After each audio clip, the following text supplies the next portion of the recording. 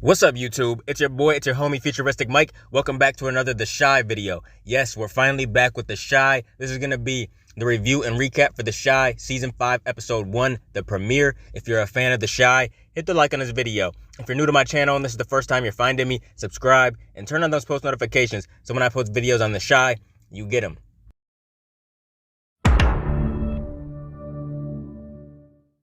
Now, this was a really good episode, man. I'm going to give this first episode a 9 out of 10. I really enjoyed it. I really did.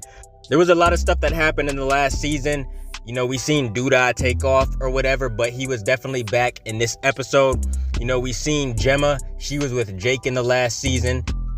Kevin was pretty pissed off about that, but him and Jake are boys again. I don't know if I could be boys with somebody again after they tried to steal my girl like that, but, you know, I'm different than Kevin, I guess.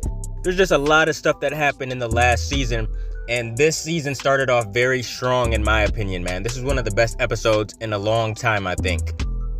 The episode is titled Overnight Celebrity, and when the episode first starts, we see Keisha, you know, her eyes are rolling back and stuff. She's in the bed. Somebody is eating her out, man, and we find out that it's Emmett. I thought this was real, I really did, but it turns out it was a dream. Emmett was dreaming this the entire time. You know, Tiff walks in and Emmett hurries up and pops up, and she says that she's moving out. She has her bags and stuff. She just needs some time. Emmett doesn't want her to go, and then she sees his little situation down there, and she's like, I hope you were dreaming about me. Tiff is going to stay with her mom for a while, so we'll see if Emmett and her can work things out, but as of right now, it doesn't look like they're going to be working things out. We see Kevin and Lene playing video games, and Kevin's vaping. You know, he's hitting some THC, and they almost get busted by Dre. You know, Dre comes in there and yells at them that they need to go to school and stuff, talking about the repeated patterns and stuff. Dre's not very happy, but she wants them to get to school.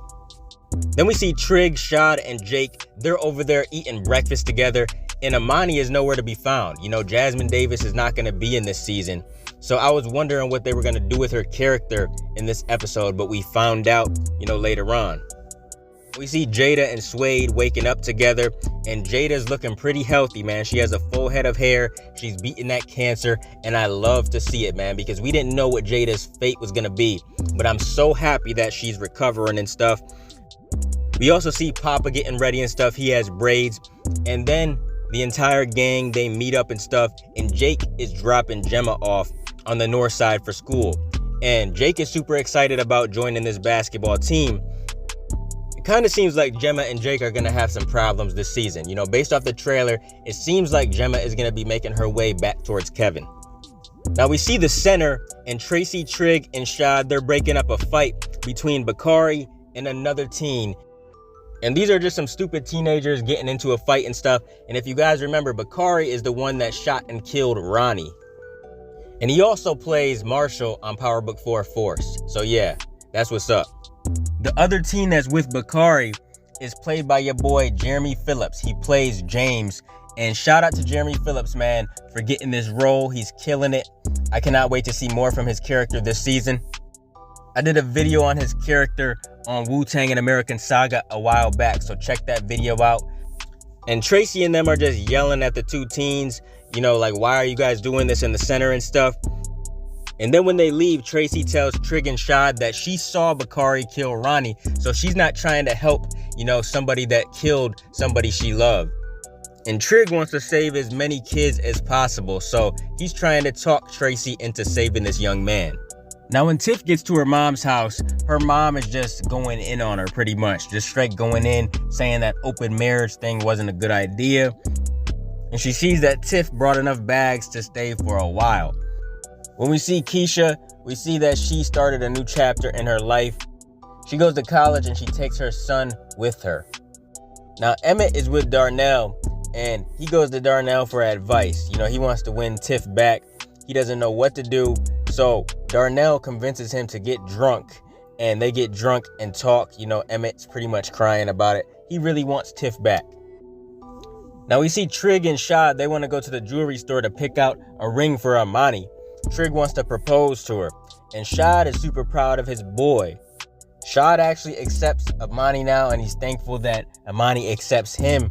You know, she forgave him and stuff for everything he did last season.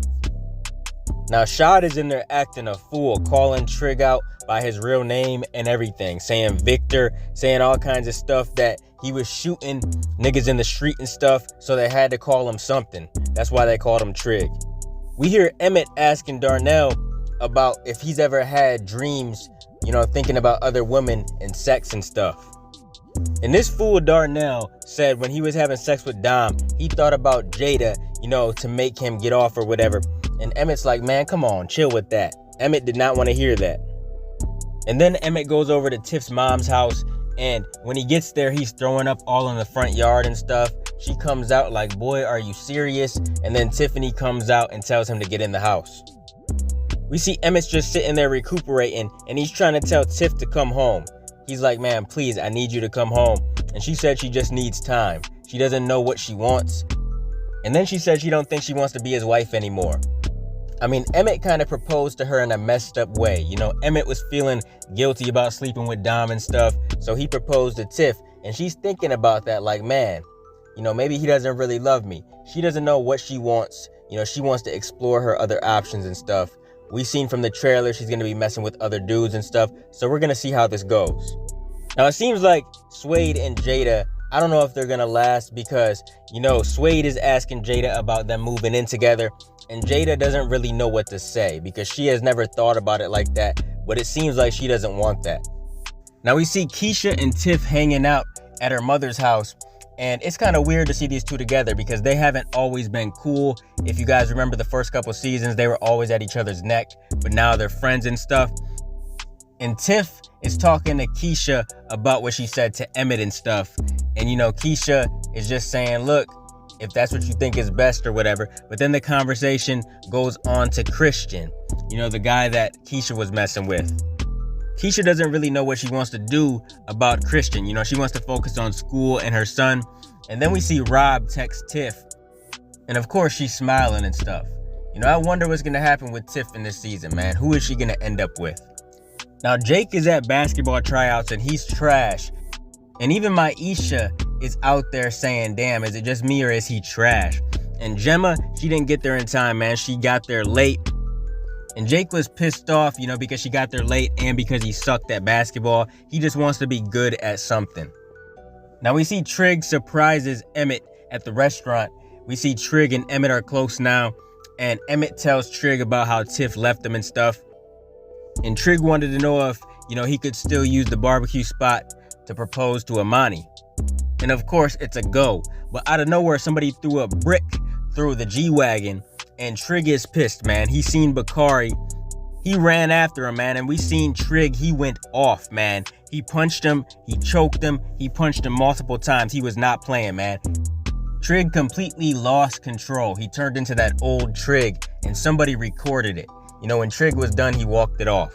Now we see the guys, man. The gang in the room playing video games and stuff. And they're talking about Jake's terrible tryouts for basketball and stuff. And they're just talking about different things. And then we hear them talking about Papa's podcast. And he's mad that his friends aren't really supporting him in something that he loves to do, man. Papa, he loves doing podcasts and stuff. But it seems like his friends ain't really there for him when it comes to his dreams or whatever. Now, when we see Keisha, she's leaving Christian a voicemail. She's pretty much telling him that she wants to focus on school and her son, and she's not ready for a relationship or whatever. But she's telling him that, the relationship that they had was special. They built a special bond and stuff. She's just not trying to be in a relationship right now. Now, when we see Tiff, her mom's up drinking late, and she's pretty much telling Tiff not to be just doing whatever she wants. And Tiff says, look, stay out of my business. Then we see Tiff in the room FaceTiming Rob. And he told her that she can come stay with him. And of course, she's thinking that they're just going to be fuck buddies or whatever. But he said he's not after all that. He said, look, it's not even like that. And it seemed like she was really thinking about going. And later on, she actually does go over there to stay with Rob. Now, Suede didn't fix the shower head that needed to be fixed for Jada. And, she takes a bath or whatever because she can't take a shower. Suede's just upset because Jada's acting iffy about the whole situation. And then Suede leaves. Now, there's a whole video of Trigg beating up Bakari. Shad wakes him up to show him the video. And Trigg don't really care about none of that. There's a whole bunch of comments and stuff. But Shad wants a chance to talk to Bakari because he said he used to be him. Now we see Gemma and her dad Marcus is checking on her. You can see that Marcus is still pretty hurt from Doodah beating him up. You know, he has a limp and everything. But basically Gemma is confused because her and Jake aren't that close right now. And she said maybe I should have stayed with Kevin. And he gave her some great advice, pretty much telling her to give Jake some space. And, you know, if he comes back, then you know it's meant to be. Now, at the basketball game, we see your boy Papa, silly-ass Papa. He's announcing some stuff for the new team. And he's over here clowning Jake. He was clowning his ass in front of the whole crowd. And then a teacher came up, you know, grabbed the mic and told him to get out of the way or whatever. Now, Trigg and Shad pull up on Bakari. And he's like, man, what are y'all doing here? But they pretty much tell him, look, you need to come and work in the morning at the center. You better be there. Now, Darnell comes to fix the shower head for Jada, and they end up kissing. You know, Jada wanted that kiss, you can tell. But Jada ended up stopping. She said, look, we're with other people. Darnell didn't care at all. He was ready for some action. But he told Jada he's always felt like she was the one that got away. Now, we see this sweet-ass arcade spot, man. Kevin and Lene go there to play some games and stuff. There's this new first-person shooter game or whatever that Kevin is trying to play. But as he's playing, he's kind of freaking out, man. He has a flashback to when he shot Ronnie or whatever. Once he's done, he ends up getting up and rushing out of there. Now we see some of what Christian said back to Keisha. And he said that, you know, nice guys finish last and stuff. But he was still cool with everything. He had no hard feelings towards Keisha or whatever. He said he was there for her and little Ronnie or whatever. Now we see Tiff. She brings her bags and her son to Rob's. And he says you can stay as long as you need. Now back at the barbecue spot, man, everybody was getting ready for Amani to walk in. And Trigg was down on his knee. He was ready and everything with the ring. And then Amani's friend out of nowhere came in. And she told Trigg that Amani saw that video of him beating up Bakari. And she decided to stay in St. Louis or whatever. I guess she needs some time. So that's how she's going to go off the show, because we know Jasmine Davis is not going to be in season 5. So yeah, she's not going to be on here anymore, but that's how they took her off the show. And Trigg was really disappointed, man. He was really looking forward to proposing to Amani. It kind of sucks, but it is what it is. Now this part right here is a surprise, man, because everybody was wondering what happened to this guy. I made videos in the past, you know, saying, is he still alive? Like, what happened or whatever? And he definitely is.